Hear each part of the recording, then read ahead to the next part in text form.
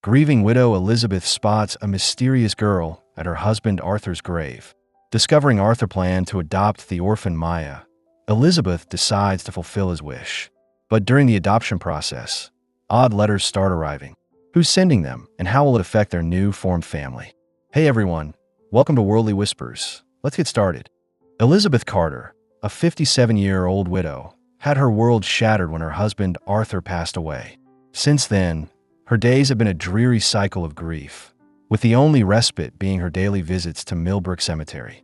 There, beneath the cold earth, Arthur lay buried, and his polished headstone had become her sole connection to the man she loved deeply. It was a typical late afternoon when Elizabeth made her way to the cemetery. The sun cast long, mournful shadows across the neatly trimmed grass, and the air was filled with a solemn quietness. As she reached Arthur's grave, she knelt down, gently tracing his name on the headstone. "I miss you, Arthur," she whispered, her voice cracking with emotion. "Every day without you is a struggle." Just as she was about to leave, a sudden movement caught her eye. A flash of pink emerged from the corner of her vision. She turned to see a small black girl, probably around 8 years old, wearing a worn-out pink dress. The girl was slipping through the iron bars of the cemetery fence. Elizabeth watched in astonishment as the child made her way with purpose through the sea of gray headstones. To Elizabeth's utter surprise, the girl stopped right in front of Arthur's grave. She knelt down, her small hands carefully arranging a bouquet of white flowers at the base of the headstone. Elizabeth's mind was racing. Who was this child? How did she know Arthur? And why was she here of all places? Before Elizabeth could gather her thoughts and approach the girl, the child looked up. Their eyes met for a brief moment, and then, in a panic, the girl scrambled to her feet. Without a word, she snatched up her small backpack and took off running, her pink dress fluttering behind her as she disappeared among the tombstones. Elizabeth stood there, rooted to the spot. The encounter had left her bewildered and deeply curious. She had never seen this girl before, and yet there was an undeniable connection between her and Arthur's final resting place. As she walked slowly out of the cemetery, the image of the little girl in the pink dress was burned into her mind. That night, back in the house she and Arthur had shared for so many years, Elizabeth was haunted by the encounter. Memories of Arthur flooded her mind. She remembered their first date at the local diner, where Arthur had been so nervous he spilled his coffee. Their wedding day, when he had looked at her with so much love that it brought tears to her eyes. And all the lazy Sunday afternoons spent on their porch swing, talking about their future. Now, that future seemed like a distant dream. The next day, Elizabeth's friend Jane came to visit. As they sat in the kitchen, sipping coffee, Jane noticed Elizabeth's distracted state. "Are you okay, Elizabeth?" she asked with concern. Elizabeth tried to smile, but it was a weak attempt. "I'm just thinking," she replied.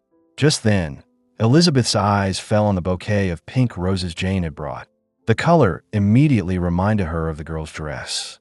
"Jane," she said suddenly, "do you ever feel like the world is full of mysteries that we can't explain?" Jane looked at her, puzzled. "What do you mean?" Elizabeth hesitated for a moment, then decided to tell Jane about the girl in the cemetery. Jane listened intently, her eyes widening in surprise. "That's quite a story, Elizabeth," she said when Elizabeth had finished. "Do you think she'll be there again?" Elizabeth nodded. "I'm going to find out. I need to know who she is and why she was at Arthur's grave." The following morning, Elizabeth woke up early, her mind made up. She dressed quickly and headed to the cemetery. The sun was just rising, casting a soft glow over the gravestones. Elizabeth found a bench near Arthur's grave and sat down to wait.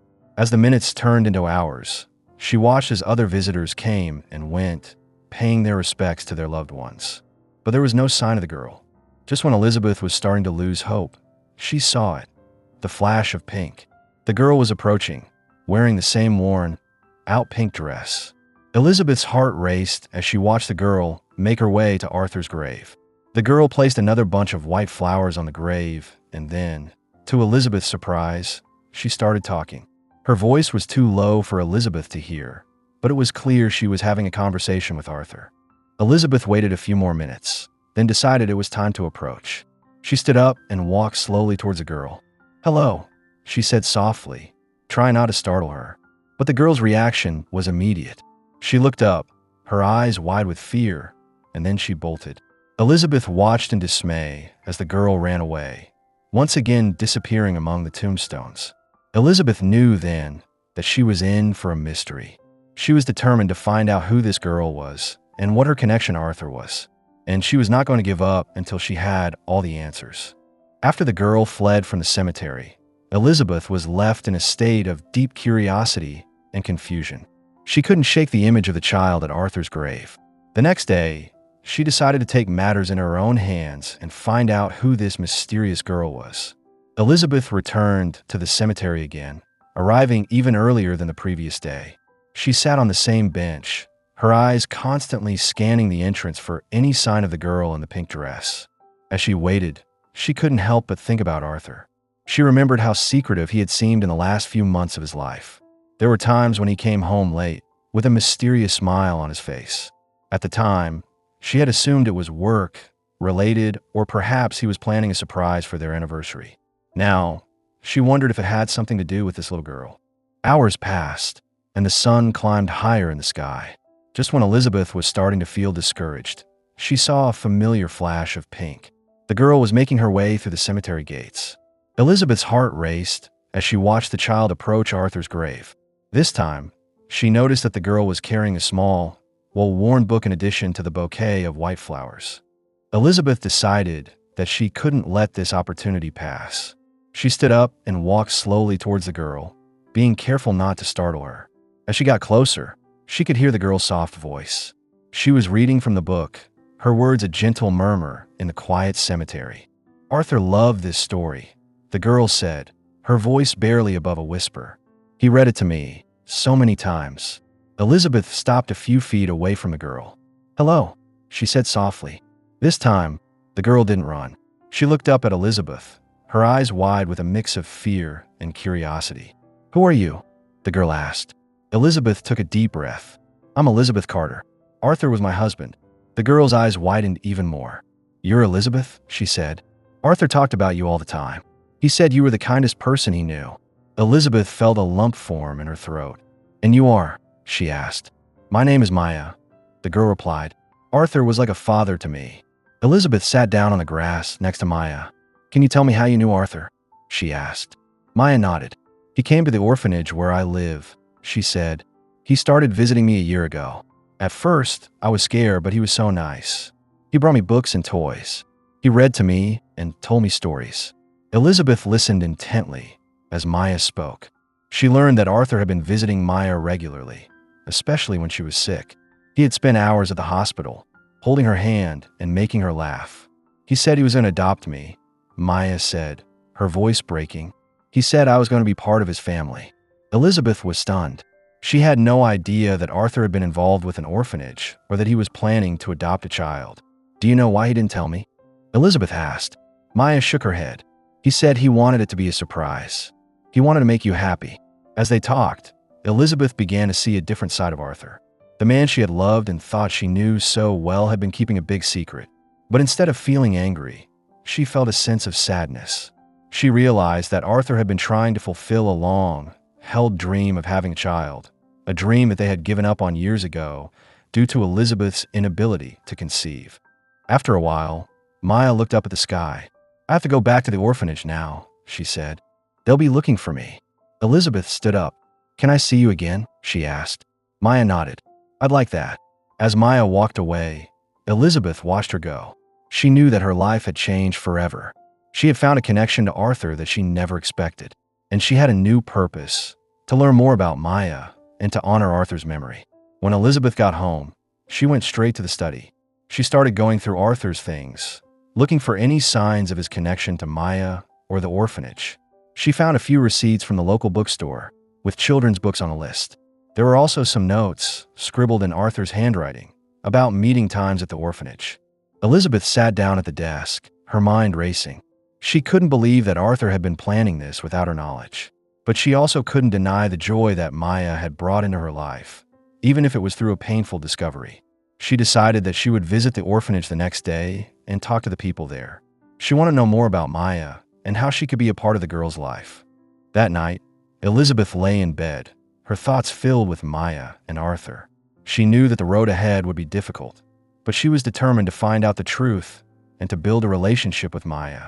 As she drifted off to sleep, she whispered, "Arthur, I hope I'm doing the right thing." The next morning, Elizabeth got up early. She dressed carefully, choosing a simple but elegant outfit. She wanted to make a good impression at the orphanage. Before leaving, she looked at a photo of Arthur on the bedside table. "I'm going to make this right, Arthur," she said. "I promise." Elizabeth drove to the orphanage, her heart pounding with a mix of nervousness and anticipation. When she arrived, she was greeted by a kind-faced woman named Mrs. Thompson, who introduced herself as the head of the orphanage. Elizabeth explained that she was Arthur Carter's wife and that she had met Maya at the cemetery. Mrs. Thompson's face softened. "Yes, I know about Arthur and Maya," she said. "Arthur was a wonderful man. He came here every week to spend time with Maya. He was so dedicated to her." Elizabeth listened as Mrs. Thompson told her more about Arthur's visits. She learned that Arthur had not only provided emotional support, but also financial help for Maya's medical treatment when she was sick. "I want to know more about Maya," Elizabeth said. "I want to be a part of her life, if she'll let me." Mrs. Thompson smiled. "I think that would be wonderful. Maya has been through a lot, and she needs someone in her life. I believe Arthur would be happy to see you two together." Elizabeth and Mrs. Thompson talked for a long time. They discussed how Elizabeth could start spending more time with Maya and how they could make the transition as smooth as possible. Elizabeth left the orphanage feeling a sense of hope for the first time since Arthur's death. She knew that she had a long journey ahead, but she was ready to face it for the sake of Maya and Arthur's memory. After her meeting with Mrs. Thompson at the orphanage, Elizabeth was filled with a new sense of purpose. She couldn't wait to see Maya again and start building a relationship with her. Elizabeth arranged with Mrs. Thompson to visit Maya at the orphanage the following day. When Elizabeth arrived, Maya was waiting for her in the small playroom. Her face lit up with a big smile as soon as she saw Elizabeth. "Hi," Maya exclaimed, running towards her. Elizabeth opened her arms and hugged Maya tightly. "Hello, Maya," she said, her voice full of warmth. "I'm so glad to see you." They sat down on the floor, surrounded by toys. Elizabeth noticed a box of crayons and a coloring book nearby. "Do you like to color?" she asked Maya. Maya nodded eagerly. "Yes, Arthur used to color with me." Elizabeth picked up a crayon and opened the coloring book. "Let's color together then," she suggested. As they colored, Elizabeth asked Maya more about herself. She learned that Maya loved reading, playing with dolls, and drawing. Maya also told Elizabeth about her favorite stories that Arthur used to read to her. "He would do all the voices," Maya said, giggling. "It was so funny." Elizabeth smiled, imagining Arthur's playful side. After coloring for a while, they decided to go outside and play in the orphanage's small garden. Maya showed Elizabeth her favorite hiding spots and the tree where she liked to sit and daydream. Elizabeth listened intently as Maya talked, asking questions here and there to keep the conversation going. She wanted to know everything about Maya, to understand the girl Arthur had grown so fond of. As they walked around the garden, Elizabeth thought about how much she had changed in just a few days. Before meeting Maya, her life had been consumed by grief. She had been stuck in a cycle of visiting Arthur's grave and mourning his loss. But now, she had a reason to look forward to each day. Maya had brought a spark of life back in her world. Later, they went back inside and sat in the common room. Maya showed Elizabeth some of the drawings she had made. One of them was a picture of Arthur, Maya, and Elizabeth holding hands. "I drew this when I was thinking about our family," Maya said shyly. Elizabeth's eyes filled with tears. "It's beautiful, Maya. You're so talented." Elizabeth realized that she needed to make Maya feel comfortable around her. She wanted Maya to trust her and know that she was there to stay. So, she decided to share some of her own memories of Arthur with Maya. "You know, Arthur loved to cook," Elizabeth said. "He would try to make me breakfast in bed on special occasions, but he was not very good at it. Once, he burned the toast so badly that the whole house filled with smoke." Maya laughed, imagining the scene. As the afternoon wore on, it was time for Elizabeth to leave. Maya's face fell a little when she realized this. "Do you have to go?" she asked, her voice small. Elizabeth nodded. "I do, but I'll be back soon. I promise." She hugged Maya tightly again. "You be good, okay?" Maya nodded. "I will. I can't wait for you to come back." When Elizabeth got home, she started planning for Maya's future. She knew that she wanted to adopt Maya But she also knew that it would be a long and complicated process. She began by making a list of things she needed to do. She would have to talk to a lawyer, fill out adoption paperwork, and go through home studies and interviews. Elizabeth also started making changes to the house. She cleaned out the spare room, which she planned to turn into Maya's bedroom. She went to the store and bought some paint, choosing a soft purple color that she thought Maya would like. As she painted the room, she imagined Maya's reaction when she saw it. She wanted everything to be perfect for her. The next few weeks were a busy time for Elizabeth. She visited Maya at the orphanage as often as she could. Sometimes they would read books together. Other times they would play games or go for walks. With each visit, their bond grew stronger. Maya started calling Elizabeth Lizzie, a nickname that Arthur used to call her. Elizabeth loved hearing Maya say it. One day, while they were sitting in the garden, Maya asked Elizabeth a question that caught her off guard. "Do you think Arthur is watching us?" she asked. Elizabeth thought for a moment. "I believe he is," she said. "I think he's happy to see us together, spending time and getting to know each other." Maya smiled. "I think so too. I feel like he's here with us sometimes." Elizabeth knew that she had to be honest with Maya about the adoption process. One afternoon, they were sitting in the common room when Elizabeth brought it up. "Maya, I want to talk to you about something important," she said. Maya looked at her, her eyes wide with curiosity. "What is it?" Elizabeth took a deep breath. "I want to adopt you. I want you to be a part of my family, just like Arthur wanted. But it's going to take some time. There are a lot of things we have to do and papers we have to fill out. And there will be people who will come and talk to us and see our home. But I promise, I will do everything I can to make this happen." Maya's eyes filled with tears, but this time they were tears of joy. "Really?" she said. "You want to adopt me?" Elizabeth nodded. "Yes, Maya. I love you, and I want us to be a family." Maya threw her arms around Elizabeth. "I love you too, Lizzie. I want to be your daughter." After that day, Elizabeth and Maya started preparing for the adoption in earnest. Elizabeth continued to work on Maya's room, adding furniture and decorations. She also talked to Maya about what life would be like when she moved in. They discussed rules, chores, and what they would do together as a family. As the days passed, Elizabeth felt a growing sense of excitement and anticipation. She knew that there would be challenges ahead, but she was determined to make this new family work. She was grateful for the opportunity to have a second chance at motherhood and to honor Arthur's memory by taking care of Maya.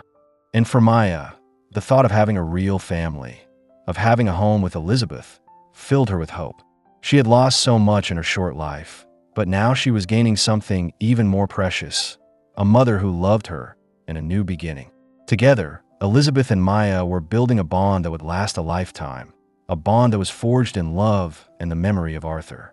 With the decision to adopt Maya made, Elizabeth was fully committed to navigating the adoption process. The first step was meeting with a lawyer. Elizabeth sat across from the attorney in a stuffy office, listening intently as he explained the complex procedures ahead. There were countless forms to fill out, background checks to endure, and home studies to pass. But Elizabeth was undaunted. She knew that every step was a necessary part of bringing Maya into her life permanently. She started by gathering all the required documents. Birth certificates, financial statements, and references were among the long list. Elizabeth reached out to friends and neighbors who could vouch for her character. Jane, her loyal friend, was more than happy to provide a reference, sharing stories of Elizabeth's kindness and responsibility. The home study was a significant part of the process. Social workers would visit Elizabeth's home to assess its suitability for a child. Elizabeth spent days cleaning and organizing the house. She made sure Maya's soon-to-be bedroom was not only comfortable, but also filled with a few new toys and books. When the social workers arrived, they asked detailed questions about Elizabeth's lifestyle, her support system, and her plans for raising Maya. Elizabeth answered each question with honesty and enthusiasm, eager to show her readiness to be a mother. Throughout this time, Elizabeth continued to visit Maya at the orphanage. Their visits became even more special as they talked about the future. Maya was excited about moving into Elizabeth's house. She would often ask questions about her new room, what school she would go to, and what they would do together. Elizabeth patiently answered all her questions, fueling Maya's anticipation.